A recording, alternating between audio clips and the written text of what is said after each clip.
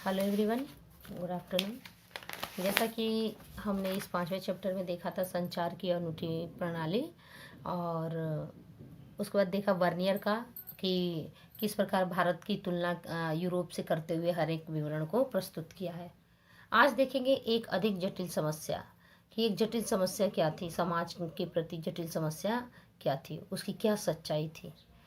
तो जैसा कि शिल्पकारों के पास बताया गया है, शिल्पकारों के पास उत्पादन को बढ़ाने का कोई प्रोत्साहन नहीं था। उनके पास कोई ऐसी चीज़ नहीं थी जो प्रोत्साहन दे के बढ़ाया जाए। कहने का मतलब उनको कोई फायदा, मुनाफा, क्योंकि मुनाफे का अधिग्रहण राज्य द्वारा कर लिया जाता था। जो उनको फायदा होता था वो क्या होता था, जो भी उनको प्रॉफिट होता था शिल्पकारों को, वो राज्य ले लेता था। तो फिर उनको कोई इंटरेस्ट नहीं था कि भाई जो भी हमें मुनाफा कमाएंगे वो तो राज्य ले लेगा। तो फिर हमें क्या था, अगर हमारे पास कुछ बचता तो इंटरेस्ट आता काम करने में, कोई भी है ना, जब हमारी तरक्की होती है। लेकिन ये था कि वो जितना भी मुनाफा होता था वो राज्य ले लेगा। इस वजह से क्या था, शिल्पकारों के उत्पादन को बढ़ाने का कोई प्रोत्साहन नहीं दिया गया था। ठीक है, नहीं था उनका।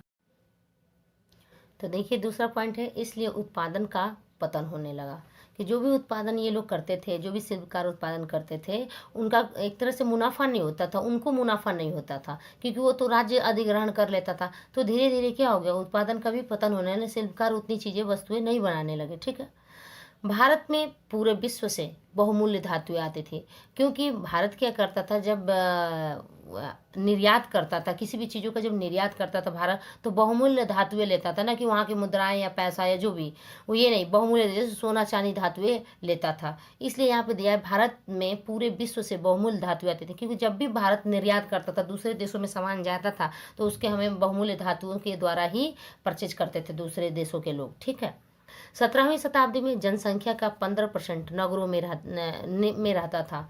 17वीं शताब्दी में जनसंख्या का 50% नगरों में रहता था। यह यूरोप के अनुसार क्या था, अधिक था। यूरोप में क्या था, जनसंख्या कम थी, और यहाँ पे जनसंख्या क्या थी, आबादी ज़्यादा थी। तो उसको यूरोप के अगर देखें कि यूरोप में क्या था कि अनुसार यहाँ की जो जनसंख्या थी वो क्या थे, अधिक थे। ठीक, बर्नियर ने मुगलकालीन शहरों को शिविर नगर कहा है। शिविर नगर किसको कहा गया, जो नगर राजकीय शिविर पर निर्भर हो, जो नगर जो होते थे राजकीय मतलब राजा के राजकीय शिविर पर क्या हो, निर्भर हो, उसे बर्नियर ने क्या किया है कि मुगलकालीन जो शहर थे, वो जो शहर थे उनको शिविर नगर कहा जाता था। राजकीय दरबार के आने पर विकसित, मतलब राजकीय दरबार के जो क्षेत्र थे, जो एरिया थे, शिविर नगर थे, वही क्या थे, विकसित थे। राजकीय दरबार के जाने पर पतन, मतलब राजकीय दरबार जब तक था तब तक तो वो चीज़ें डेवलप थी, लेकिन धीरे धीरे वो क्या हो गया, पतन में चला गया। सभी तरह के नगर थे उस समय। तो किस तरीके से, उत्पादन केंद्र एक क्षेत्र था, भाई उत्पादन क्षेत्र था, फिर व्यापारिक केंद्र थे, फिर बंदरगाह नगर था, फिर धार्मिक केंद्र भी थे, और तीर्थ स्थान भी थे। मतलब इस तरीके से नगर को कई तरीके से क्या रखा गया था, बांट रखा गया था। व्यापारियों के समूह को महाजन, उनके मुखिया को सेठ कहते थे। जो व्यापारियों के समूह का जो महाजन होता था, जो बड़े लोग होते थे, है ना, व्यापारियों के समूह को महाजन, और उनका मेन जो मुखिया होता था उसे सेठ कहते थे। राजकीय प्रश्रय पर आश्रित समूह, जो राजा के प्रश्रय पे, मतलब उनके पैसे रुपए देने पे, मतलब वो आश्रय में रहते थे, मतलब राजा के अंतर्गत रहते थे, वो कौन कौन से थे, तो देखिए चिकित्सक रहते थे, मतलब डॉक्टर, चिकित्सक का मतलब डॉक्टर। तो जो राजकीय प्रश्रय, मतलब राजा ने उन्हें प्रश्रय दे रखा था, आश्रय दे रखा था, तो वो कार्य करते थे चिकित्सा का। तो जो डॉक्टर थे, अध्यापक थे, शिक्षकगण जिसे कहा जा सकता है।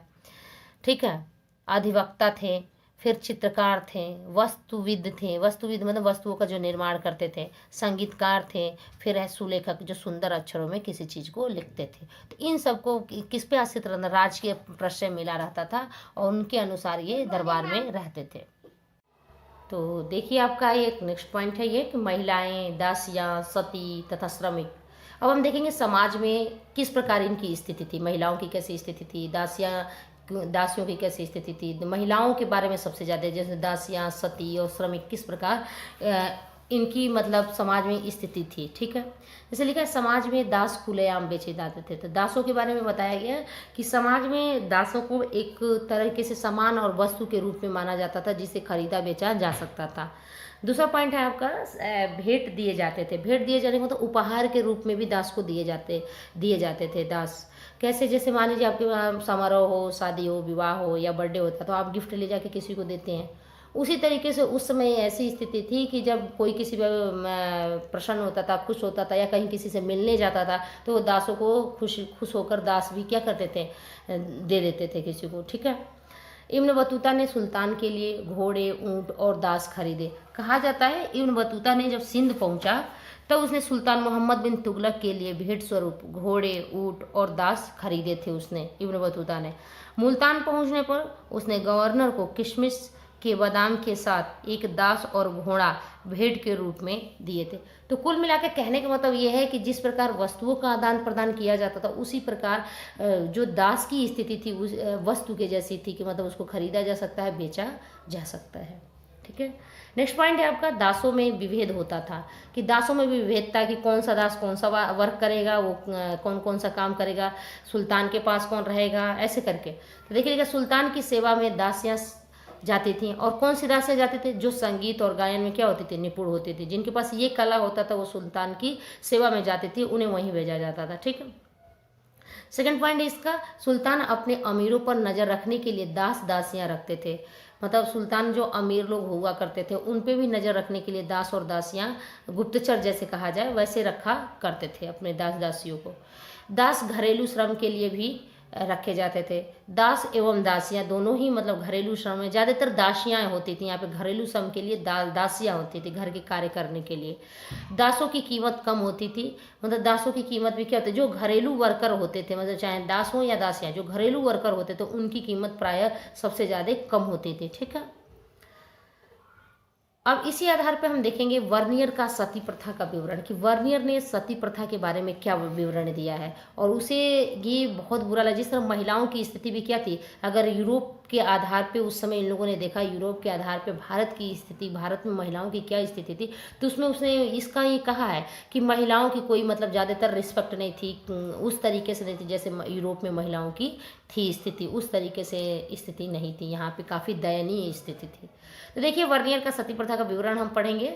लिखा है कि 12 वर्ष की, उन्होंने कहा कि 12 वर्ष की आयु वाली विधवा बच्ची को देखा बलि होते। उसने ये कहा कि मतलब एक 12 वर्ष की लड़की थी जिसकी शादी हो चुकी थी और उसका पति मर जाता है तो वो विधवा हो चुकी होती है, और उसका बलि होते उसने अपनी आंखों से देखा था। उसने क्या लिखा है, वह असहाय छोटी बच्ची जीवित से भी अधिक मृत प्रतीत हो रही थी, मतलब मरी सी लग रही थी। क्यों मरी सी लग रही थी, उसके मस्तिष्क की व्यथा का वर्णन नहीं किया जा सकता। वह कांपते हुए बुरी तरह से रो पड़ी, लेकिन 3 या 4 ब्राह्मण, एक बूढ़ी औरत जिसने उसे अपनी आस्तीन के नीचे दबाया हुआ था, फिर उसे लकड़ियों पर बैठाया गया, उसके हाथ और पैर बांध दिए गए ताकि वह भाग न पाए। इस स्थिति में उस मासूम प्राणी को जिंदा जला दिया गया। मैं अपनी भावनाओं को दबाने में और उनके कोलाहलपूर्ण तथा व्यर्थ के क्रोध को बाहर आने से रोकने में असमर्थ था। तो देखिए ये कितना दर्दनाक घटना है जो वर्नियर ने दिया है। तो ये वर्नियर का है कि विवरण की यहाँ पे जो महिलाओं के साथ अत्याचार, एक तरह से कहा जाए सती प्रथा के माध्यम से ये प्रथा मान लिया गया था, ये अत्याचार उसको बर्दाश्त नहीं हुआ और इसका विवरण उसने अपनी बुक में दिया है। ठीक है। तो इस तरीके से हमने यात्रियों के माध्यम से अपने समाज की स्थिति को देखा कि उस समय समाज की स्थिति कैसी थी और लोग किस तरीके से रहते थे। तो ये क्लास यहीं ख़त्म होती है और ये चैप्टर भी यहीं ख़त्म होता है आपका। Good bye.